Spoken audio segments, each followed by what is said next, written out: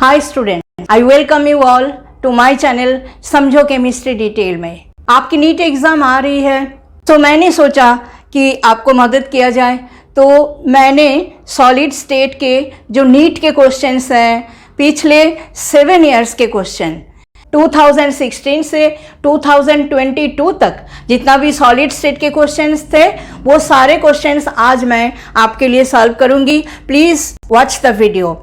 अगर आप पहली बार मेरे चैनल में आए हुए हो और वीडियो आपको अच्छा लगे तो please subscribe the channel and give a like to the video. शुरू करते हैं आज के video. First question is from NEET exam 2016। इसमें क्वेश्चन ये है कि इन CaF2 हैविंग फ्लोराइड स्ट्रक्चर, आपको पता है कि सॉलिड के जो स्ट्रक्चर्स है ये Ab2 टाइप का सॉलिड है। Ab टाइप का सॉलिड है जो कि NaCl टाइप का स्ट्रक्चर रखता है, ठीक है। और Ab2 टाइप का स्ट्रक्चर जो है वो है फ्लोराइड स्ट्रक्चर जिसमें CaF2 कंपाउंड है। और CaF2 कंपाउंड में they are asking the coordination number for both Ca+2 ion and F- ion क्या होगा। तो देखिए ये जो आपका स्ट्रक्चर है CaF2 का जो कि फ्लोराइड स्ट्रक्चर है उसमें it is CCP structure, cubic close packed structure. तो जो यहाँ पे कैल्शियम आयन है वो कैल्शियम आयन ऑक्युपाई करेगा कॉर्नर्स और face centres. That means this. So कुछ मैंने आपको दिखा दिया, कॉर्नर्स और face centres these are occupied by calcium ion. और फ्लोराइड आयन ऑक्युपाई करते हैं सारे टेट्राहेड्रल वॉइड्स को जो कि बॉडी डायगोनल में होते हैं। एक एक बॉडी डायगोनल में दो दो करके जो है टेट्राहेड्रल वॉइड्स है, एक ये है सपोज, एक ये है, इस तरह से टोटल 8 टेट्राहेड्रल वॉइड्स होते हैं बॉडी डायगोनल्स में, 4 बॉडी डायगोनल्स में। सो कोऑर्डिनेशन नंबर यहाँ पे कैल्शियम आयन का क्या होगा। Each calcium ion will be surrounded by 8 fluoride ion and each fluoride ion will be surrounded by 4 calcium ions. So the coordination number of calcium ion and fluoride ion is 8 and 4. So this option is the correct option. Next question. This question is also from NEET exam 2016. इसमें question ये है कि the ionic radii of A+ and B- ions are this much meter and this much meter. The coordination number of each ion in AB is, ये आपके options है। तो आप देखिए यहाँ पे AB टाइप का स्ट्रक्चर है। आप AB टाइप का स्ट्रक्चर में A+ आयन के रेडियस और B- आयन के रेडियस दोनों दिया हुआ है। तो कोऑर्डिनेशन नंबर फाइंड आउट करने के लिए हमें रेडियस रेशियो रूल में जाना पड़ेगा। रेडियस रेशियो रूल ही हमें बता देगा कि ये जो कंपाउंड है इसमें A+ और B- आयन का कोऑर्डिनेशन नंबर क्या होगा। तो रेडियस रेशियो रूल यहाँ पे लिखा हुआ है। देखिए रेडियस रेशियो की जो वैल्यू है R+/R-, अगर उसकी वैल्यू ये रेंज में होता है 0.155 to 0.225, then the coordination number will be 3 and the structure will be planar triangular. If the radius ratio value lies in this range 0.225 to 0.414, then the coordination number will be 4 and the structure will be tetrahedral. And if the radius ratio value lies in this range 0.414 to 0.732, then the coordination number will be 6 and the structure will be octahedral. And last में अगर ये range में होते हैं radius ratio की value 0.732 से 1 तक, then the coordination number will be 8 and the structure will be body centered cubic structure. तो अभी यहाँ पे हमें कोऑर्डिनेशन नंबर फाइंड आउट करना है तो हम R+/R- का रेशियो निकालते हैं। तो R+/R-, this will be what, R+ जो है 0.98 इंटू 10⁻⁻10, R- है 1.81 into 10⁻⁻10।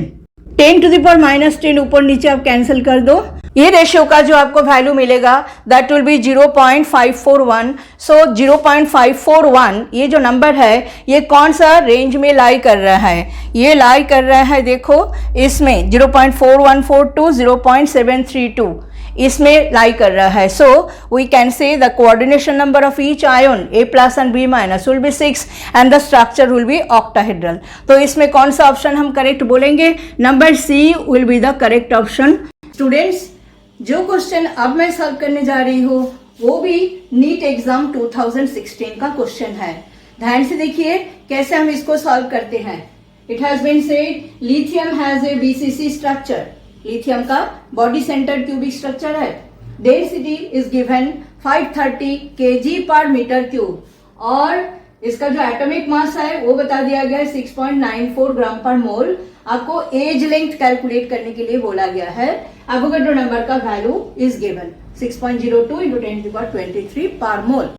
Now see, density is given in kg per metre cube and the atomic mass is given in the unit gram per mole. सो हमें करना क्या होगा, जो density है उसको हमें ग्राम पर सेंटीमीटर क्यूब में कन्वर्ट कर लेना होगा। तो let us solve it. Rho is equal to, rho is what? It is density 530 kg by meter cube. That means kg को ग्राम में ले जाने के लिए हमें 1000 से मल्टीप्लाई करना पड़ेगा। मीटर क्यूब मतलब metre into metre into metre, and 1 metre is equal to 100 centimetre, ये हमें पता है। So we can write 530 into 1000 और नीचे 100 इंटू 100 इंटू 100, तो ये आ गया आपका ग्राम पर सेंटीमीटर क्यूब में। सो इसका कैलकुलेशन कीजिए।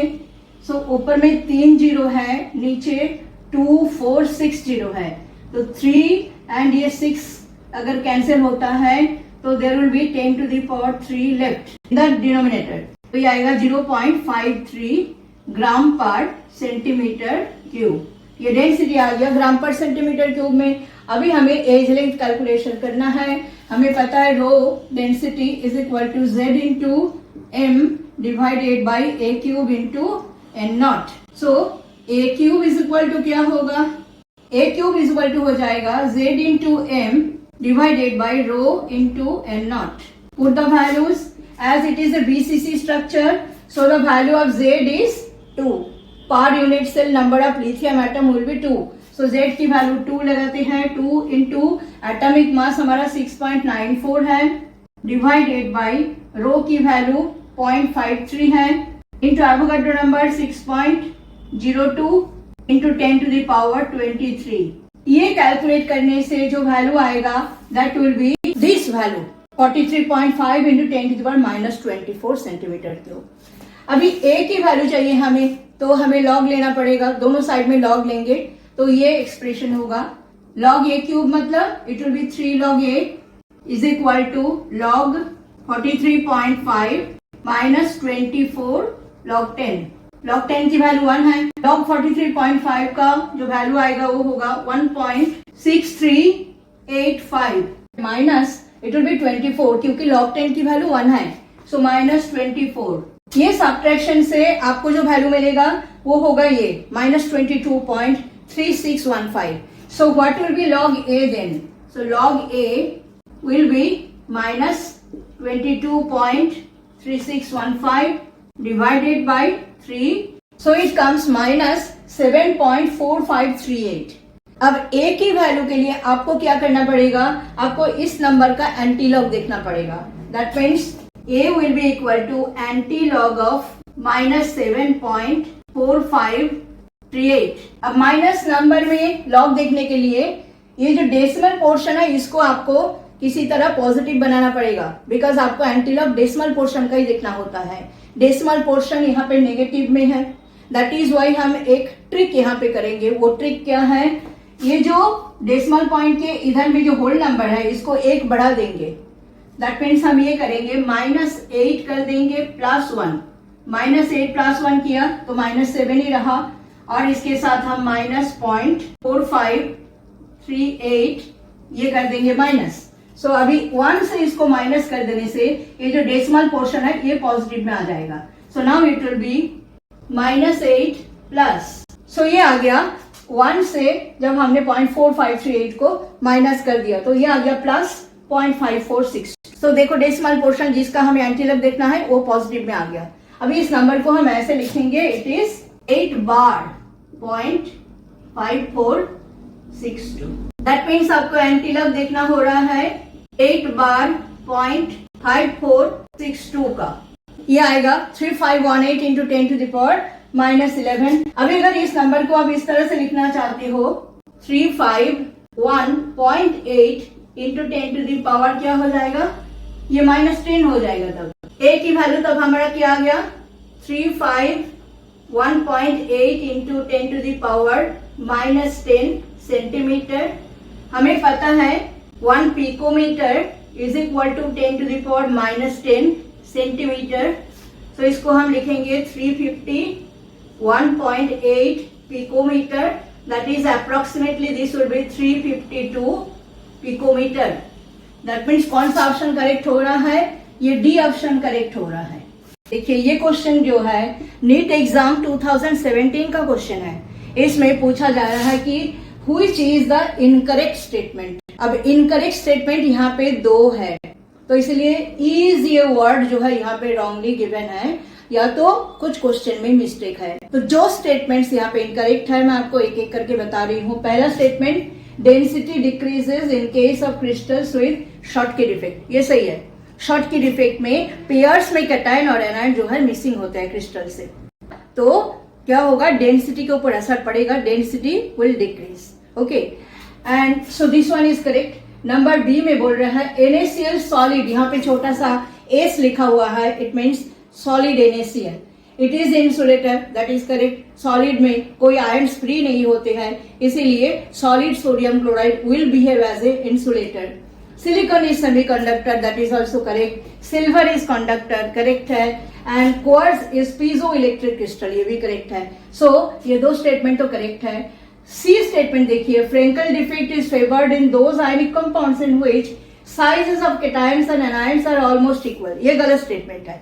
फ्रेंकल डिफेक्ट उन आयनिक सॉलिड्स में देखा जाता है जिसमें कैटायंस और एनायंस के साइजेस में लार्ज डिफरेंस होता है।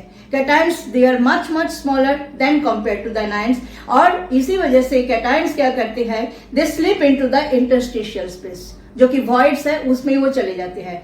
डिसलोकेशन डिफेक्ट इसको कहा जाता है। तो यहाँ पे साइजेस आर ऑलमोस्ट इक्वल, ये स्टेटमेंट गलत है। सो this one is one incorrect statement. साथ ही में ये जो लास्ट स्टेटमेंट है जिसमें बोला जा रहा है FeO 0.98 has non stoichiometric metal deficiency defect, ये भी इनकरेक्ट है। इसलिए मैं दोनों में जो है टिक मार्क कर रही हूँ, दोनों ही जो है गलत स्टेटमेंट है। This is metal access defect, यहाँ पे मेटल डेफिशिएंट नहीं है। ऑक्सीजन इज जो कि नॉन मेटल है वो जो है डेफिशिएंट है। मेटल और ऑक्सीजन का रेशियो 1:0.98 है। अगर मेटल डेफिशिएंसी होता तो फॉर्मूला ये होना था FeXO, जहां पे X की वैल्यू जो है 0.93 to 0.96 इतना होता है। सो अगर ये फॉर्मूला दिया जाता तो हम कहते कि हाँ ये मेटल डेफिशिएंसी डिफेक्ट दिखाता है, और ये भी स्टेटमेंट तब सही होता। तो एक ही जो है इनकरेक्ट स्टेटमेंट होता, और यहाँ पे इज जो है वो सही होता। लेकिन यहाँ पे 2 स्टेटमेंट जो है गलत है, इसीलिए यहाँ पे इज जो है इनकरेक्ट है। तो ये क्वेश्चन हमारा हो गया है। This is the question students from NEET exam 2018।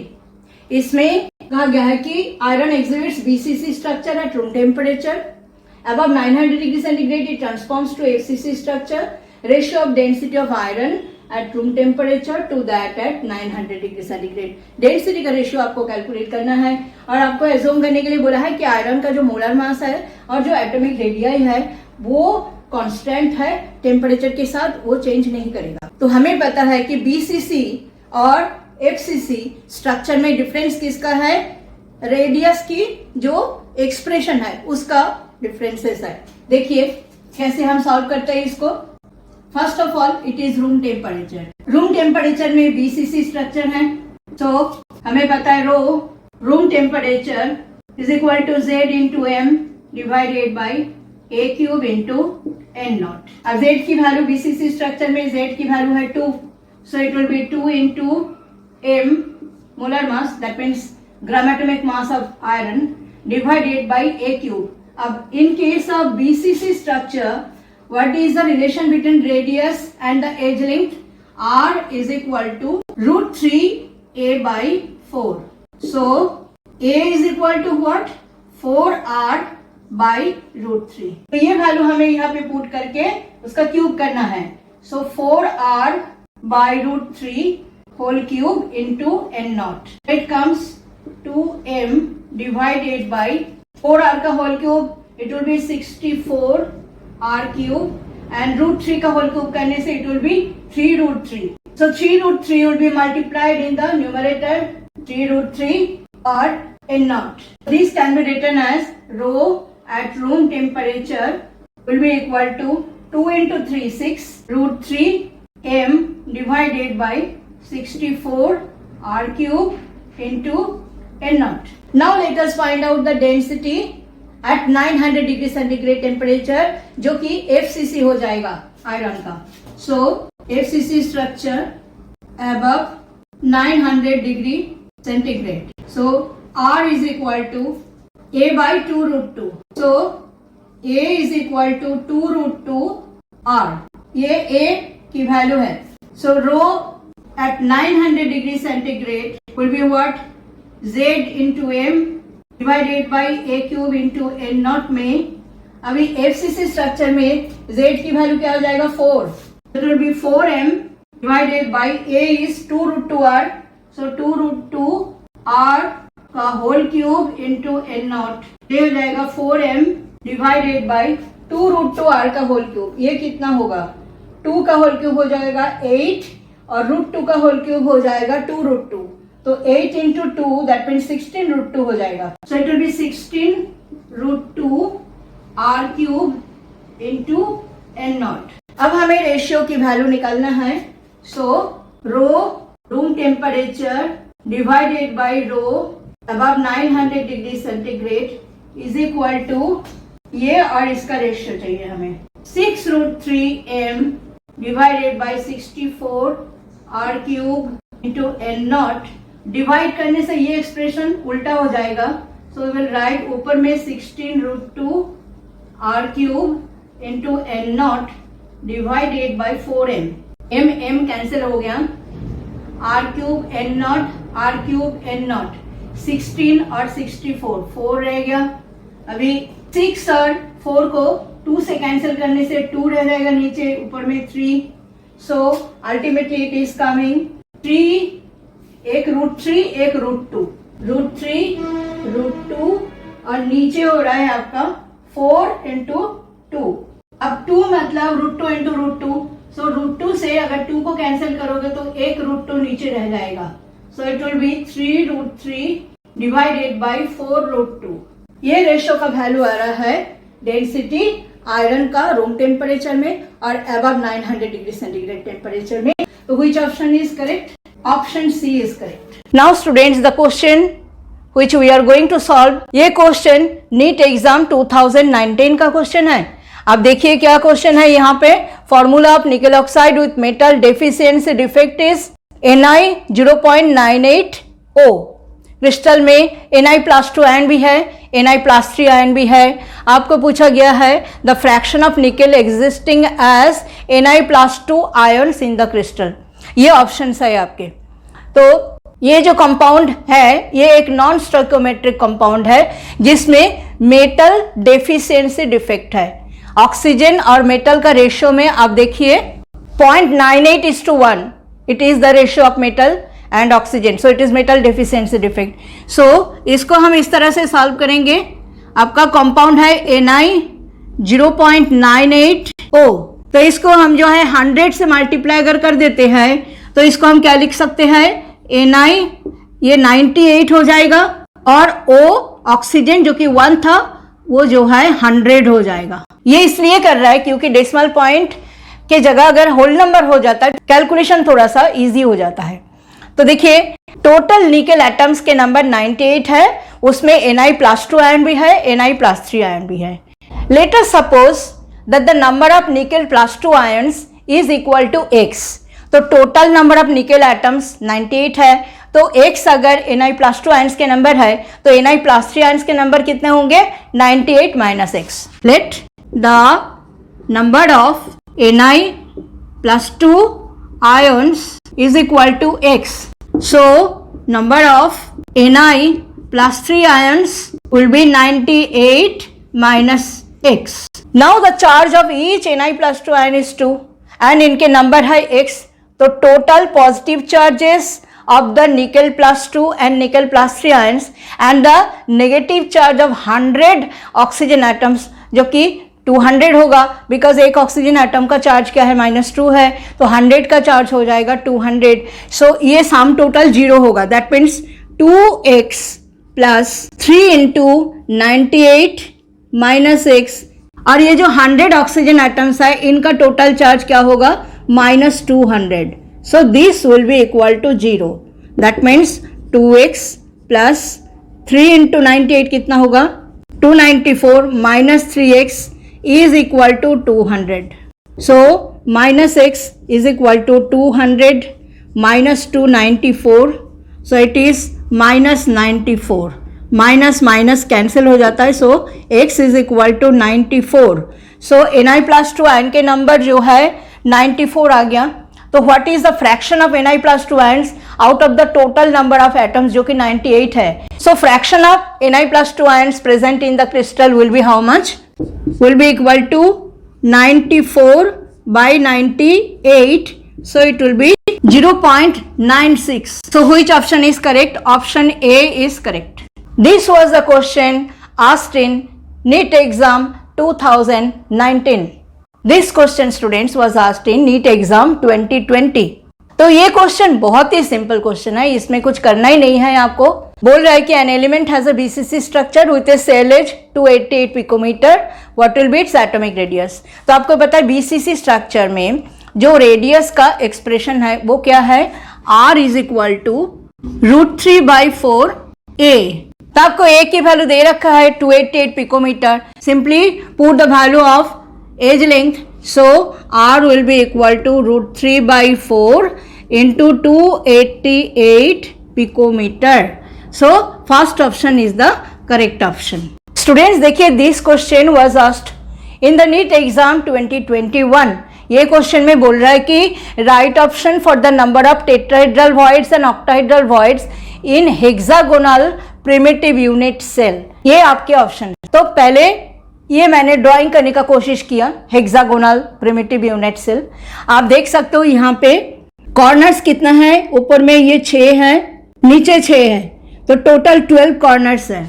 Each corner is shared by 6 other unit cells. Okay, so हर एक कॉर्नर वाला जो एटम है उसका कितना कंट्रीब्यूशन एक यूनिट सेल को मिलेगा, 1/6. Total 12 corners are there. So from corners number of atoms will be what, 12 into 1/6. So it will be 2. Now you can see there are 3 atoms which are present in the body of the hexagonal primitive unit cell. अब ये जो atoms है they will not be shared by any other unit cell, तो इनको totally गिना जाएगा. So number of atoms in the body center will be 3, and there are 2 face centered atoms. So one you can see on the top and another you can see in the bottom, and each face center atom will be shared by 2 other unit cells. So एक unit cell में इनका कितना contribution होगा, 1/2. So number of atoms from face center will be 1/2 into 2. So it is 1. तो total number of effective atoms ये हो जाएगा 2 + 3 + 1, that is 6. Now in a unit cell whatever will be the number of atoms, effective number of atoms, उतना ही number में octahedral voids होंगे. That means as the effective number of atoms in the hexagonal unit cell is 6, so number of octahedral voids भी 6 ही होंगे.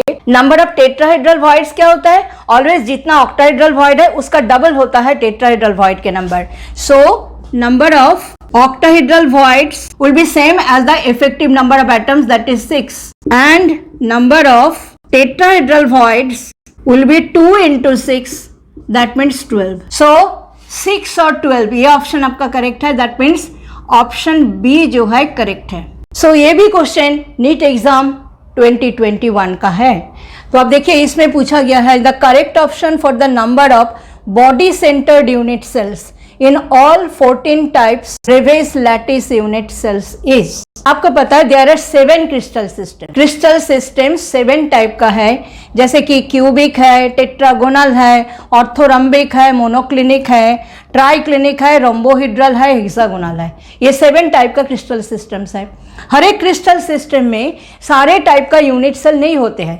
जैसे कि simple, face centred, and centred, body centred, ये चारों type का यूनिट सेल हर एक crystal system में नहीं होते हैं। एक जो ये ऑर्थोरॉम्बिक है, इसमें मेरे ख्याल से चारों टाइप का यूनिट सेल है। जो क्यूबिक है उसमें 3 टाइप का यूनिट सेल है, सिंपल है, फेस सेंटर्ड है, बॉडी सेंटर्ड है। तो आपको पूछा गया है कि ये जो 14 ब्रेवेस लैटिसेस है, हर एक क्रिस्टल सिस्टम में जो डिफरेंट टाइप का यूनिट सेल्स है, उसके ऊपर बेस करके 14 टाइप का जो है क्रिस्टल लैटिस हो सकते हैं, जिनको ब्रेवेस लैटिसेस कहा जाता है। तो उसमें किन किन में बॉडी सेंटर्ड यूनिट सेल होते हैं, वो कितने हैं नंबर में? 3 ही है वो नंबर में। और वो किस किस में है? वो है क्यूबिक में 1 है, टेट्रागोनल में भी 1 है, और ऑर्थोरॉम्बिक में भी 1 है। मोनोक्लिनिक में नहीं है, ट्राइक्लिनिक में भी नहीं है, रोम्बोहिड्रल में भी नहीं है, हेक्सागोनल में भी नहीं है। So total number of body centred unit cell in 14 types of Bravais lattices is number 4th option 3. This was the question which was asked in NEET exam 2022 students. So here the question is copper crystallizes in FCC unit cell with cell age दे दिया गया है 3.608 × 10⁻8 centimetre. Density copper का दे दिया गया है, आपको copper का atomic mass calculate करने के लिए कहा गया है। तो ये आपके ऑप्शंस है। तो आपको पता ही है डेंसिटी का फॉर्मूला क्या है, rho is equal to Z into M divided by a cube into N nought. So M is equal to what, rho into a cube into N nought divided by Z. अब देखिए रो की value दिया हुआ है, as length centimetre में हमारे पास है, हम इसका जस्ट क्यूब करेंगे, एवोगाड्रो नंबर की वैल्यू पुट करना है, और एटॉमिक मास कॉपर का हम निकल सकते हैं। So let us put the values. The value of rho is 8.92 into 3.608 10⁻⁻8 whole cube into 6.022 into 10⁻23 Avogadro number की value divided by, as it is the FCC unit cell, so the value of Z will be 4. So 4 से divide करना है। इसका calculation करने से जो value आता है वो ये है। अभी 10⁻⁻1 अगर ऊपर में है, उसको नीचे लेके आओगे तो ये 40 हो जाएगा। So it will B 2522.89 divided by 40, और इसका आंसर आएगा 63.07, which can be approximately taken as 63.1. So this option will be the correct option, number B. This is the last question students in today's video. तो ये question है assertion reason type का, और ये question NEET exam 2022 का है। तो इसमें असर्शन वाली जो स्टेटमेंट है वो देखिए, it is said in a particular point defect and ionic solid is electrically neutral even if few of its cations are missing from its unit cell. यहाँ पे एक वर्ड मुझे गलत लग रहा है, वो है लैटिस साइट होना चाहिए। यूनिट सेल से मिसिंग नहीं होती है, यूनिट सेल में रहते हैं लेकिन अपना लैटिस साइट छोड़ देते हैं। ये है फ्रेंकल डिफेक्ट, जिसमें कैटायंस जो कि स्मॉल होते हैं साइज में, वो अपना लैटिस साइट से चले जाते हैं कि इसमें वॉइड में, इंटरस्टिशियल साइट में। जैसे कि सपोज मैं आपको 2 डायमेंशनल जो स्ट्रक्चर है आपका सॉलिड का, जिसमें फ्रेंकल डिफेक्ट किस तरह से होता है वो दिखा देते हैं। तब देखिए A plus B minus, A plus B minus, ये फर्स्ट रो में। सेकेंड रो में B माइनस आएगा A प्लस के नीचे। फिर ये जो A प्लस की जगह है, ये जो है मैंने लिखा नहीं कुछ, दैट मीन्स यहाँ से जो A प्लस आयन है, जो कि कैटायन है, जो स्मॉल होता है साइज में, वो स्लिप होकर के कहाँ पे चला गया, ये जो स्पेस है जिसको हम बोलते हैं इंटरस्टिशियल स्पेस, इसमें आ जाता है A प्लस। उसी तरह से आगे B minus A plus, third row में A प्लस B माइनस, यहाँ पे फिर A प्लस की जगह जो है खाली है, और ये सपोज जो इंटरस्टिशियल स्पेस है, इसमें A प्लस आयन जो है स्लिप होकर के यहाँ पे चला गया है। तो इससे क्या हो रहा है, ये अपना लैटिस साइट से डिसलोकेट हो गया है, लेकिन यूनिट सेल से मिसिंग नहीं है। तो इसके वजह से जो आपका इलेक्ट्रिकल न्यूट्रलिटी, उसमें कोई प्रॉब्लम नहीं आएगी, electrical neutrality will be maintained. ठीक है, तो यही बोला है कि they are missing from the lattice site. Reason में बोल रहा है in an ionic solid Frenkel defect arises due to the dislocation of cation from its lattice site to interstitial site, maintaining overall electrical neutrality. सही है, ठीक है। तो इसमें ये जो 4 ऑप्शन है ABCD, कौन सा ऑप्शन करेक्ट होगा? असर्शन करेक्ट है, रीजन भी करेक्ट है और रीजन ही असर्शन का करेक्ट एक्सप्लेनेशन भी है. That is why option A will be the correct answer. So here I and today's video. I hope आप पूरे वीडियो को देखोगे और आपको पूरे वीडियो देखने से जरूर करना आएगा नीट एग्ज़ाम में 2023 में जो होने वाला है.